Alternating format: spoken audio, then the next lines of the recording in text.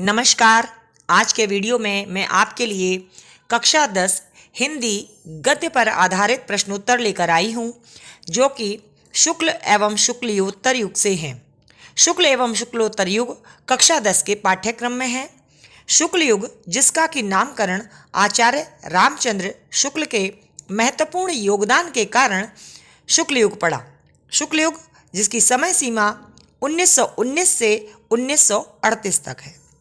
शुक्ल युग, जिसके कि अन्य नाम प्रसाद युग, प्रेमचंद युग या छायावादी युग है, और यही जब विकास के क्रम में आगे पहुंचा तो इसका नाम शुक्लोत्तर युग पड़ा। शुक्लोत्तर युग के भी अन्य नाम छायावादोत्तर युग अथवा प्रगतिवादी युग के नाम से भी जाना गया।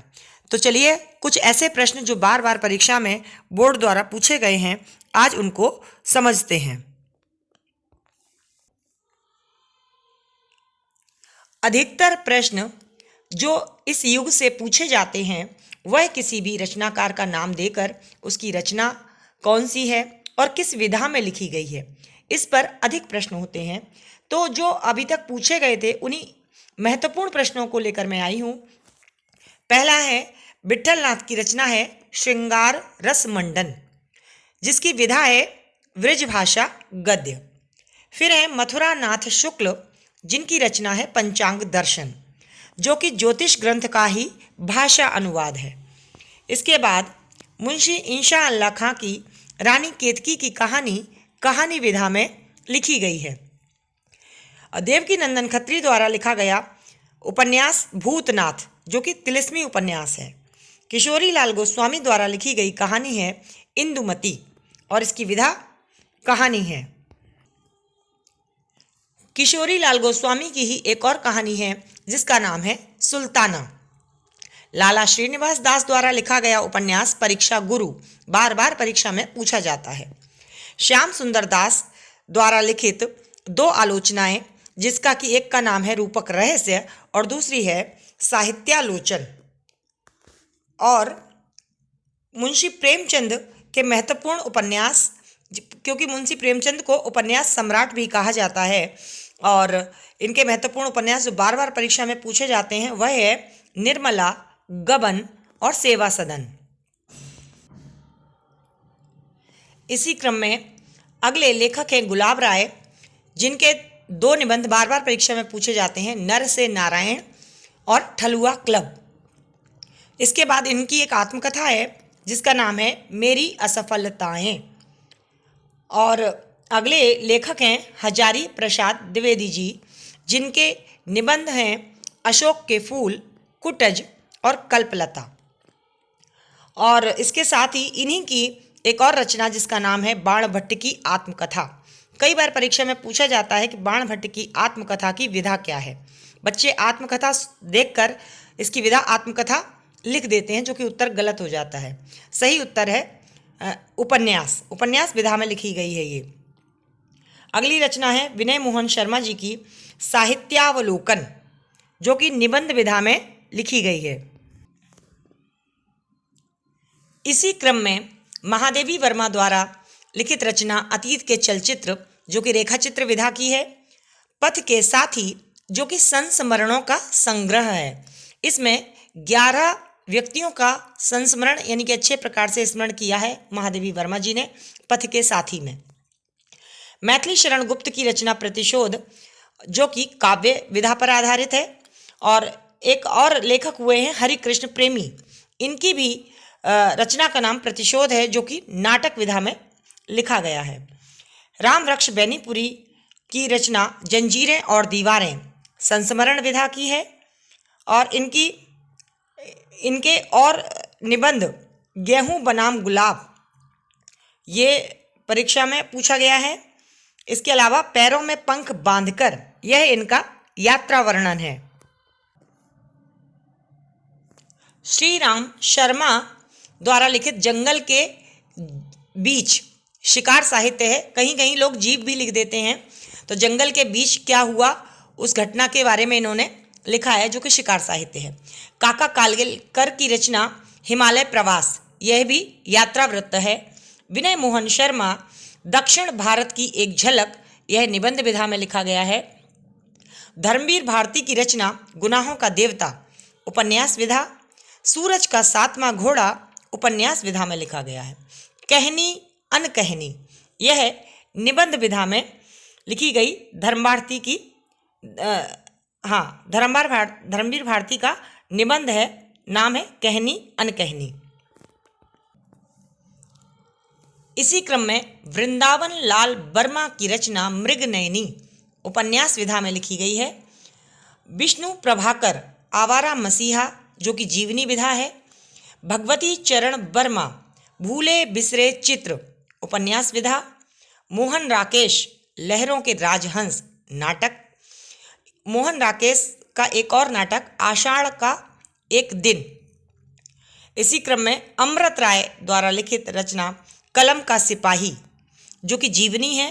कई बार परीक्षा में यह भी पूछ लिया जाता है कि कलम का सिपाही जो जीवनी है अमृत राय द्वारा लिखी गई वह किस लेखक की जीवनी है, तो बच्चों मैं बता दूं कि वह प्रेमचंद जी की जीवनी है। डॉक्टर रामविलास शर्मा द्वारा लिखी गई आलोचनात्मक जो विधा है निराला की साहित्य साधना। निराला की साहित्य साधना समालोचना विधा में लिखी गई है। पांडे बेचन शर्मा उग्र अपनी खबर कई बार परीक्षा में पूछी गई है और इसकी विधा है आत्मकथा। हरवंश राय बच्चन की रचना क्या भूलूं क्या याद करूं आत्मकथा विधा। और एक और नीड का निर्माण फिर, यह भी आत्मकथा। डॉक्टर राम कुमार वर्मा, यहाँ राजकुमार वर्मा लिखा हुआ है, इसको आप सही कर लेना। क्या है ये? राम कुमार, नाम है राम कुमार, राजकुमार नहीं है। राम कुमार वर्मा द्वारा लिखित क्या है? दीपदान एक एकांकी है। शेखर एक जीवनी जो कि अज्ञेय की रचना है, उपन्यास विधा में लिखी गई है। यहाँ पर भी कंफ्यूज होने की आवश्यकता नहीं है कि जीवनी लिखी है और उपन्यास कैसे। जैसे आत्मकथा लिखा था बाणभट्ट की आत्मकथा और उसकी विधा क्या थी? उपन्यास। इसी प्रकार से शेखर एक जीवनी, जीवनी विधा नहीं है, उपन्यास है। नदी के दीप कविता है। जैनेन्द्र कुमार का एक उपन्यास है त्यागपत्र जो कि कई बार पूछा गया है परीक्षा में। चंद्रधर शर्मा गुलेरी उसने कहा था कहानी विधा पर आधारित रचना है। राहुल शांकृत्यायन जो कि घूमने के बहुत शौकीन रहे हैं, उनके कई सारे यात्रा वृत्त हैं। मेरी तिब्बत यात्रा, एक और यात्रा वृत्त है किन्नर के देश में, और मेरी यूरोप यात्रा। मेरी यूरोप यात्रा के नाम से दो रचनाएं हैं बच्चों, एक डॉक्टर राजेंद्र प्रसाद द्वारा भी लिखी गई है और एक राहुल सांकृत्यायन द्वारा। कई बार बच्चे पूछते हैं कि सही कौन सा फिर लिखें, तो आप परीक्षा में देख लीजिएगा कि मेरी यूरोप यात्रा राहुल सांकृत्यायन नाम दिया है या डॉक्टर राजेंद्र प्रसाद, ये दोनों ही इस रचना के लेखक हैं और दोनों की अंदर की जानकारी अलग अलग है, अनुभव अलग अलग है। फिर है सत्येंद्र नाथ दत्ता द्वारा लिखित तीर्थ सलिल जो कि अनुदित काव्य है। सियाराम शरण की लिखी हुई रचना श्रीराम शरण गुप्त दैनिकी, दैनिक की मतलब डायरी विधा, दैनंदिनी होती है ना जिसका मतलब डायरी, तो डायरी विधा में लिखी गई है दैनिकी। और फणीश्वर नाथ रेणु का मैला आंचल जो कि आंचलिक उपन्यास है।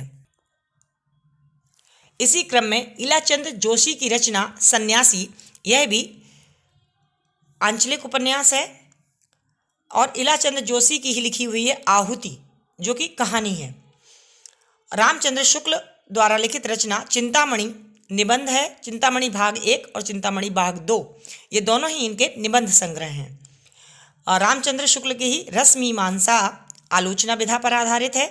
और हिंदी साहित्य का इतिहास, यह भी आलोचनात्मक ग्रंथ है और एक साहित्यिक ग्रंथ है।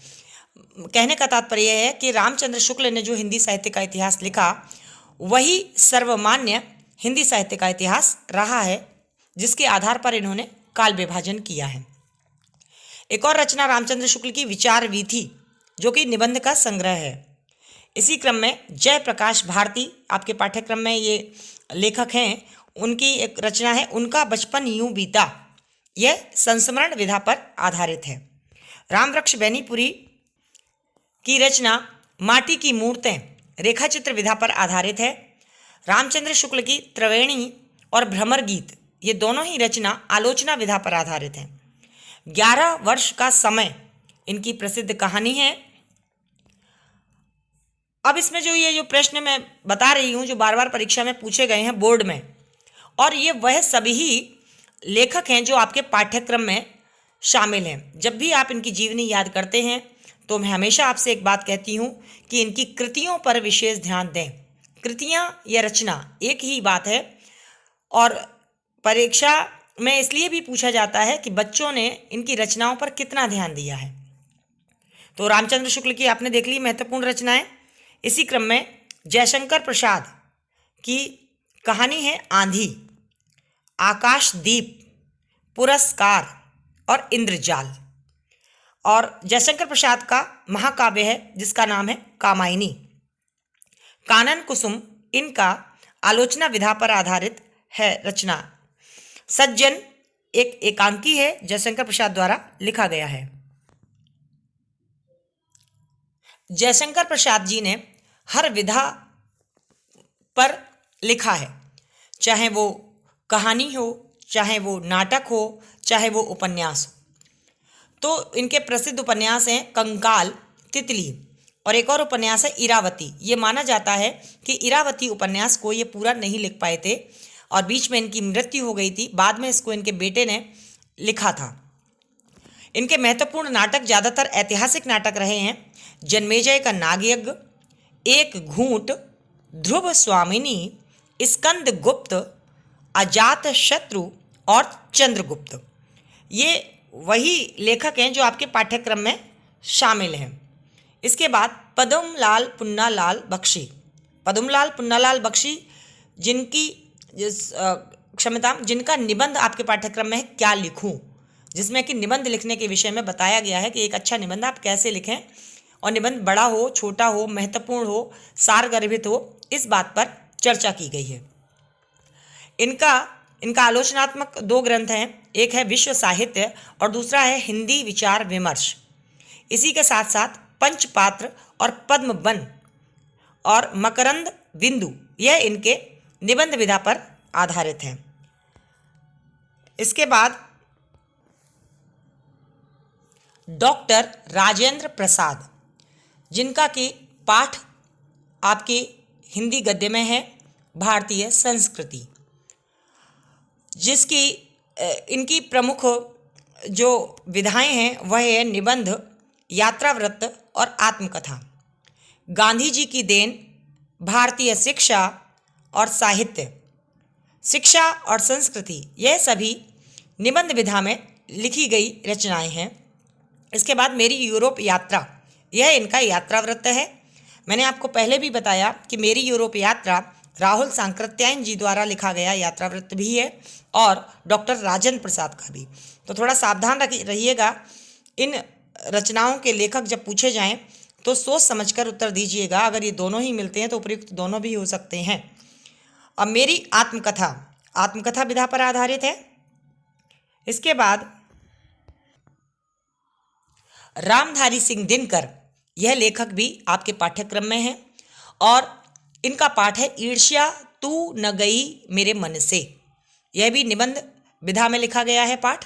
और इनके जो प्रमुख निबंध परीक्षा में बार बार पूछे जाते हैं वह हैं अर्धनारीश्वर, वट पीपल, वट वृक्ष, उजली आग, मिट्टी की ओर, रेती के फूल, भारतीय संस्कृति की एकता।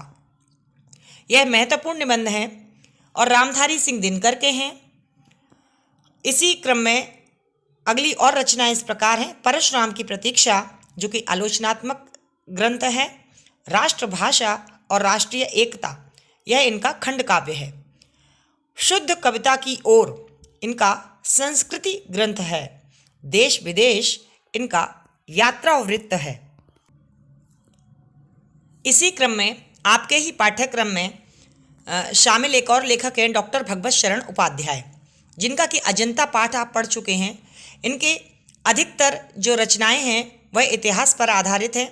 अगर आपने इनकी जीवनी पढ़ी होगी तो आपको पता होगा कि इन्होंने इतिहास विषय से इनको विशेष लगाव था।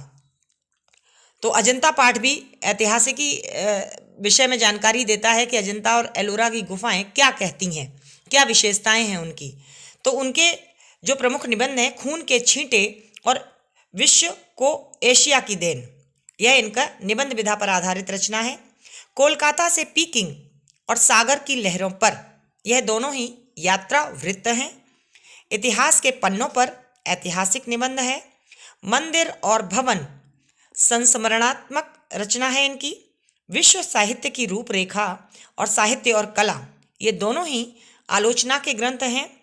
इंडिया इन कालिदास, यानी इन्होंने आलोचना की है कि भारत में कालिदास है ना, उनका क्या महत्व है, उसकी समालोचना इनके द्वारा की गई है।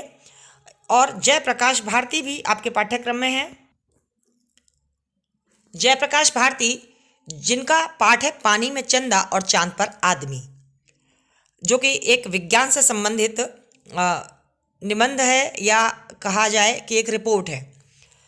तो बर्फ की गुड़िया और हिमालय की पुकार तथा दुनिया रंग बिरंगी, यह इन्होंने बाल साहित्य पर आधारित रचनाएं की हैं। इसके बाद चलो चांद पर चले, एक तो आपके पाठ्यक्रम में है पानी में चंदा और चांद पर आदमी।